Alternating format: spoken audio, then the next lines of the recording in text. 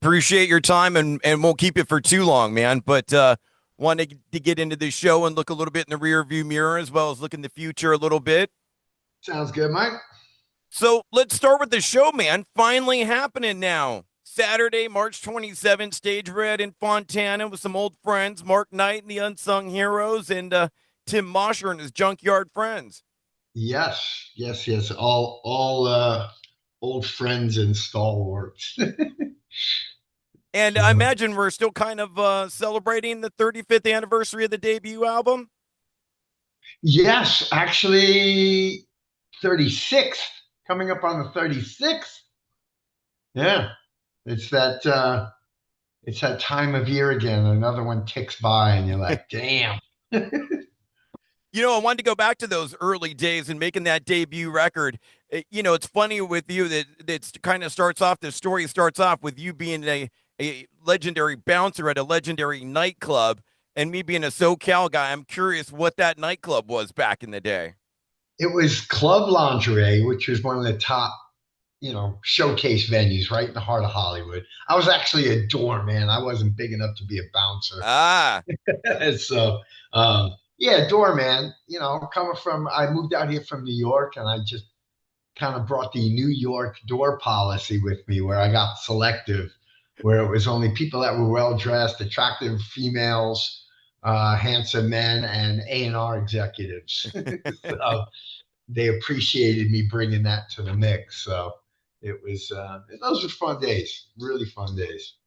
who was playing around back then? Who were you? Oh man, everybody from Social Distortion, and I mean, it wasn't. Lingerie was like I said, was like a showcase venue, so you could get anybody from Aaron Neville to just the early bands breaking out.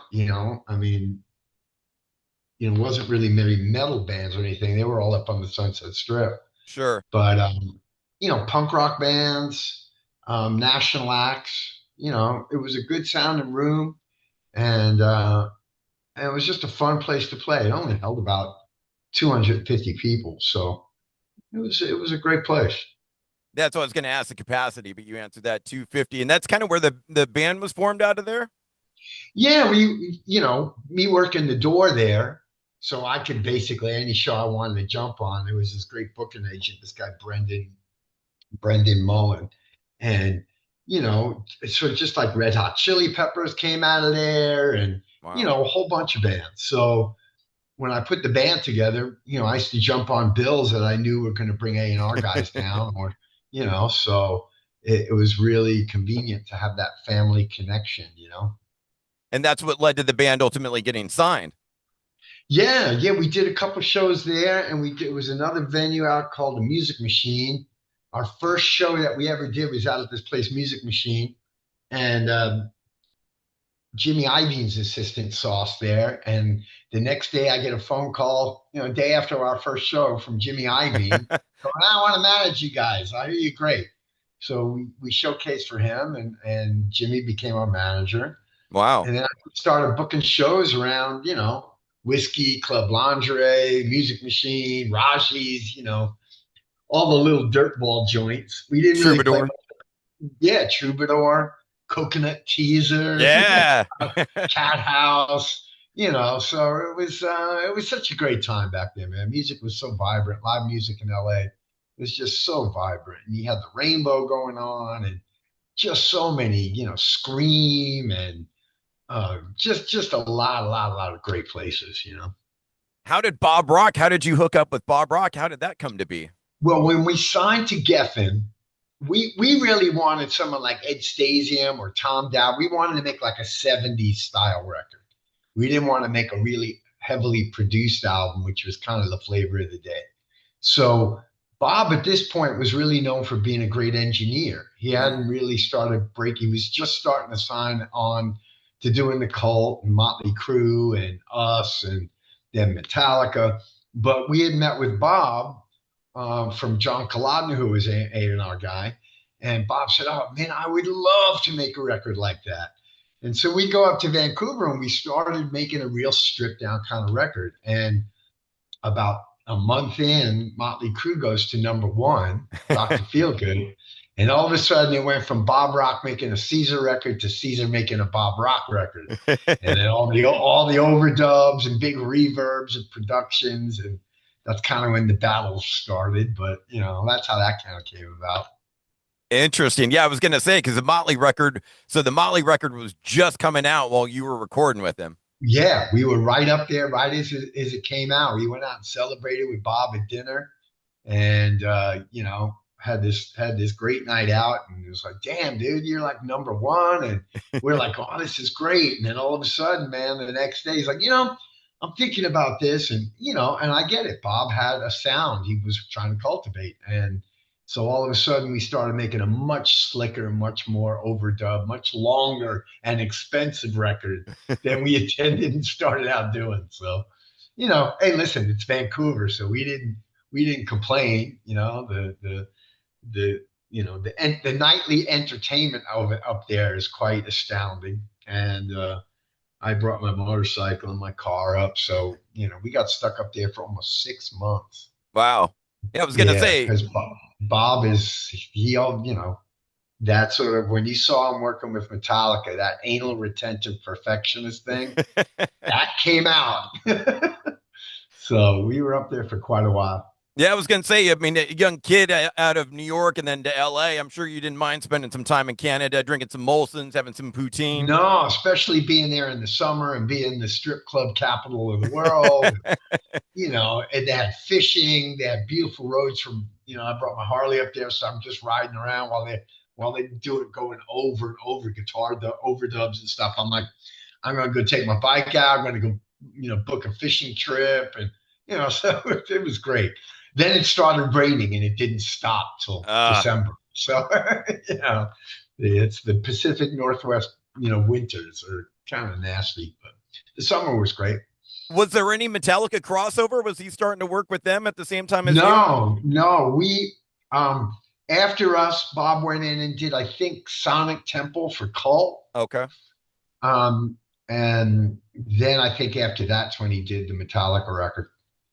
I got to ask, man, it's one of my favorite songs from you, but such an unexpected tune. Who was the one to say, hey, let's cover Aretha Franklin? Let's do Chain of Fools. Who was the one to throw out that Dude, it idea? was so interesting. When I first put the band together, and it was funny, working at the lingerie, all these musicians would come in and people would go, oh, gee, that guy's a great guitar player, or that guy's a great bit. So formed the band from making the connections that work in the door there. And I was like, I want to do an R&B based hard rock band. All these Sunset Strip sort of pop metal bands don't have a lot of blues in them. And I can't sing like Axl or Brian Johnson. I'm more of a lower register soul blues kind of guy. So I was like, let's see proof of concept. Let's take an old soul song and turn it into a hard rock song. And so we just jammed on Chain of Fools, and dude, it just stuck with us. Wow. Kalodner, when he heard that song, oh, that's gonna be the first single, and we're like, no, no, no, dude, it's just a cover tune. Come on. And sure enough, it wound up being the first single, the first video, and it just stuck with us. We couldn't get away from it. It's a great song, and but just so out of left field to pick Yeah, an Aretha totally. But Franklin. you know what? It made a statement of what we were trying to be, which was, paying tribute to the old Motown and soul. That's why I was saying I'd love Tom Dowd to produce the record, doing everything from R&B and soul to, Leonard Skinner and stuff. So, that was kind of my vision from day one, was to touch on my old soul roots, try to be more like Paul Rogers than Axl Rose. And yeah, so that we did a cover of "I Wish It Would Rain" by the Temptations too. So we were trying to make a statement of where the band's heart was and roots were. Love it, man. I got to ask you too about the little cameo in T2. How did that Yes, the happen? Terminator. Yeah, talk to me about Well, that. it's funny that came about because back in the '80s, I became friends with Catherine Bigelow, the director. Okay. And we stayed friends. My wife at the time used to ride horses with her and stuff, and we became good friends. And then she married Jim Cameron, so became friends with Jim. And we were just hanging out one night. He had a barbecue and he's like, dude, I'm putting you in my next movie. And I didn't think anything of it. One day he calls me and he's like, I found the perfect spot for you. Come down. So he goes, first, I need you to go and sit for a wig fitting. I'm like, a wig fitting? He goes, no, no, the wig's not for you. It's for your stunt double. And I'm like, stunt double? What are Whoa. you having me do? He's like, I'm not going to tell you. Just come down. And then it winds up being that iconic scene. And we were there, and the crazy thing is that was the night of the Rodney King beating. Oh, wow. We were up 2 blocks away from where that beating occurred. Wow. And so we're at this little bar called the Corral, and it was just this biker country kind of bar. And that's where we shot the pool scene. And Jim told me, okay, you get to hit Arnold in the head with a pool cue, and then you grab you and throw you through this plate glass window. And I'm like, wow, that sounds like fun. And I rode my motorcycle out there, and we're there, and we're starting to shoot. And all of a sudden, man, every 5 seconds, sirens were going by. All the cops were, hundreds of cops were, and he kept having to stop shooting. And so we didn't finish that scene till the sun came up because Oh, of all wow. the police activity. And on movie sets in LA, they have a lot of retired motorcycle cops doing security. So they were the ones filling us in. Oh, there was some guy and he wasn't behaving, so we had to, it's like, yeah, when we saw the footage afterwards, it's like, yeah, you were kind of teaching that guy a lesson, weren't you? Yeah. It was just so strange, yeah. So to wind up getting into this really iconic scene of the movie, mostly because Jim just wants somebody to hang out with. He's like, dude, everybody fucking hates me when I work with him because I'm a perfectionist. And all these people are like on the set were going, so wait a minute, you're friends with James Cameron? I'm like, yeah. And they're like, he's such a fucking asshole. I didn't think he had friends. And I'm like, dude, I can see what you're talking about when you're working, but I don't know him like that. I know him at barbecues and hanging out and going out to dinner. And they're like, oh man. And it was funny because all the crew were walking around with shirts right in front of them that said T3, not with me. Oh, wow. Yeah. And it was funny that same night, the producers came out there and told them, listen, because at this point, the movie was up to $100 million. No one had ever shot a movie for that kind of money. Right. And I remember them yelling at each other in the trailer. And Jim said, okay, from here on out, I'm using all my money to finish off this movie, but you're going to give me an extra 5% of the gross. If I'm putting all my money up, and sure enough, he made tons of money. It was like over $1 billion. And so very smart, even though they cut his budget off. So yeah, that's the story behind that. Wow. And honestly, the greatest sequel maybe in movie history. Yeah, oh, totally eclipsed the first one because he spent a lot of money and he was becoming really, that's when he was really coming into his own. Maybe So maybe yeah, Empire Strikes eclipsed it. Back. Maybe Empire Yes. Strikes Oh Back. yeah. That Well, was that another great whole sequel. yeah, that's a franchise. Let's put Yeah. it that way.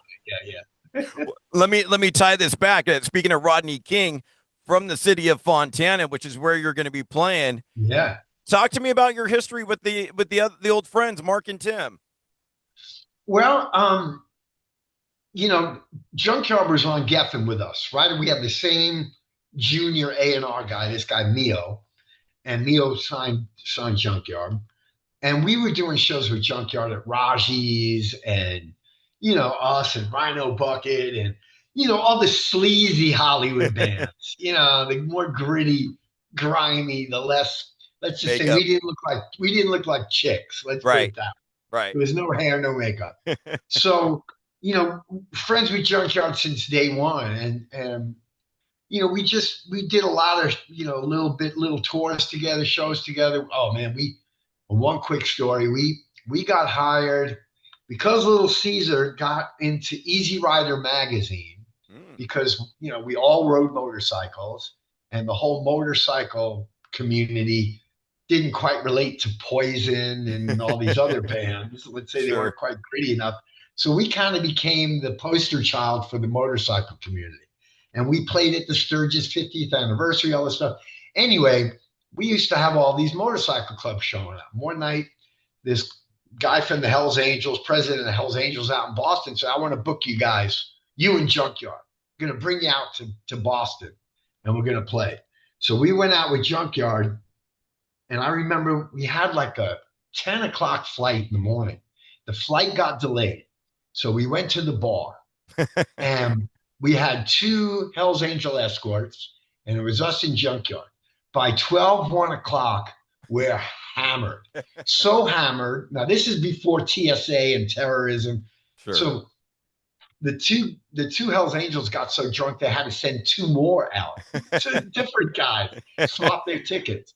We didn't get on the plane till like 4 o'clock. Oh, We get on the plane. We took over the whole back of the plane. This is when right after they stopped smoking on planes. ah, So we're lighting up cigarettes in the back, taking a few hits and putting them out. We're hammered.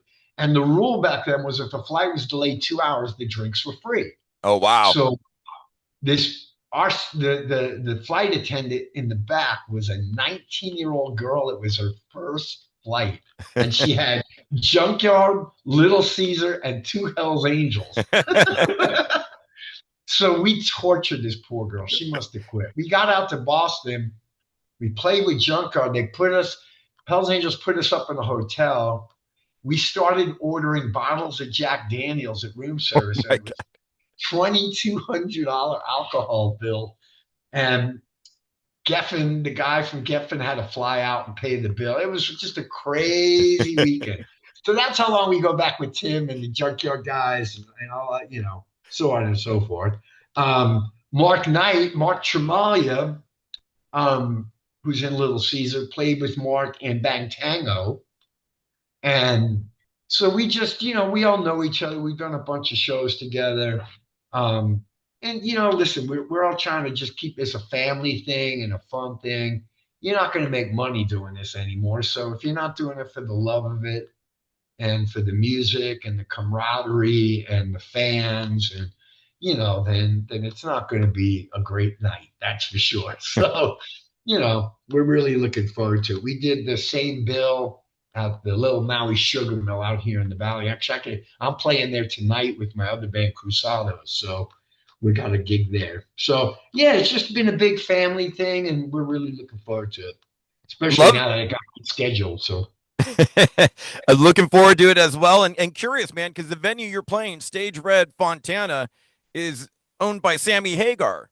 yes, it's Sammy Hagar venue. Yeah, Yeah, I hear it. I haven't been, but I've heard it's a great venue. it's Uh, gorgeous. I guarantee it's the yeah, that's what nicest I've heard. club you It's ever beautiful, play in. great PA, great crew. So we're really looking forward to it. Any ever cross paths with Sammy Hagar along the way?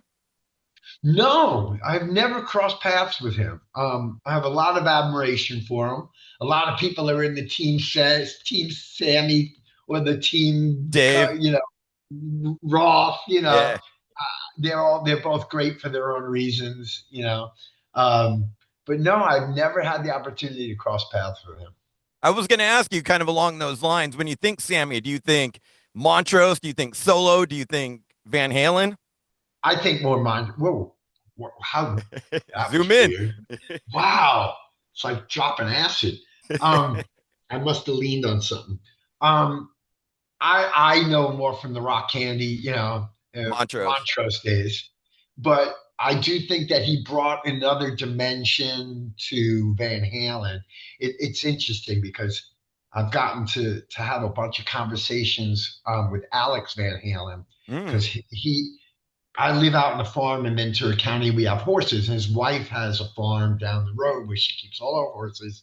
And I'm always seeing him at the equestrian events Ah. in his Porsche GT3 that has a tiny little sticker that says Van Halen on it. But anyway, Sammy brought a new dimension, I think, melodically to Van Halen. But it's to me, it's just different. I'm not gonna say it's better or worse, but it's different. Yeah, no, for sure. I mean, I think he really opened up Eddie to get that melodic because he had the voice Yeah, to I finally think there do was a it. lot of stuff, a lot of musical ideas that Eddie had that David, being a more of a stylist than a real vocalist, like Sammy is, but Roth is still maybe hands down one of the greatest frontmen ever. So, that's rock and roll. I think Roth is more rock and roll than Sammy Hagar because he's just the epitome of rock star. Funny, witty, out of control. I personally think he should stop singing, but but whatever. Fans want to see it, you know, that's their choice. If they weren't showing up, he wouldn't be doing it. So, you know.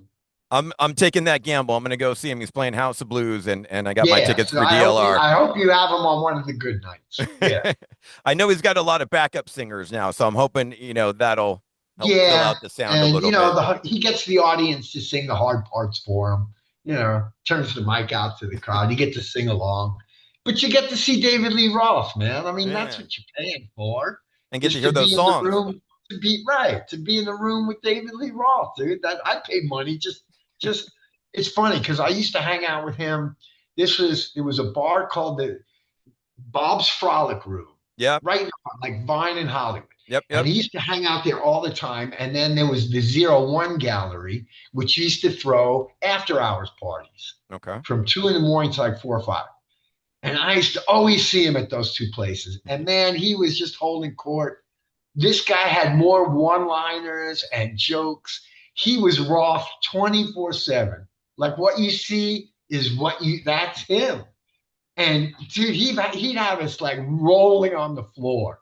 I remember once, and I've heard him say it before, later, but he once told me because I asked him for some kind of tips. We had just gotten signed. He goes, "Listen, man, he said this with dead seriousness.